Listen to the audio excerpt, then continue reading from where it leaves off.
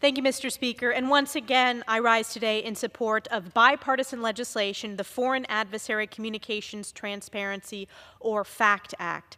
I want to thank again our E&C Chairwoman, Kathy McMorris-Rogers, Chairman Latta, Ranking Member Pallone, and the entire committee for their support. Additionally, I also want to take the time to thank the previous chair of the Select Committee on the CCP, Mike Gallagher, the current chair, Chairman John Molinar, and the Ranking Member, Raja Krishnamurthy, for their work this Congress in advancing public awareness of the dire threat that Communist China poses to America's prosperity and passing critical legislation to counter that critical threat.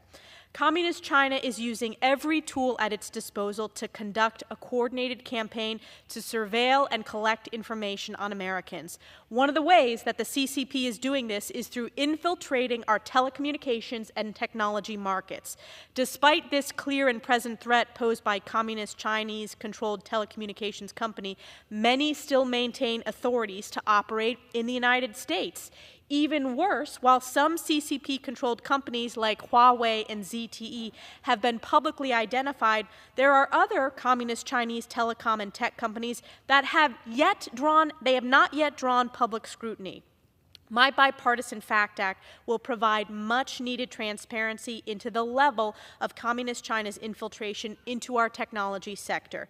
The FACT Act will require the Federal Communications Commission to publish a list of companies who both hold FCC authorizations and have any ownership by foreign adversarial governments, including China, Russia, Iran, and others. This public disclosure will help to shine a light on the malign access and influence Communist Chinese companies have inside our tech and telecom markets. We cannot allow companies controlled by the CCP or other foreign adversaries to have unfettered and unknown access to our telecommunications infrastructure.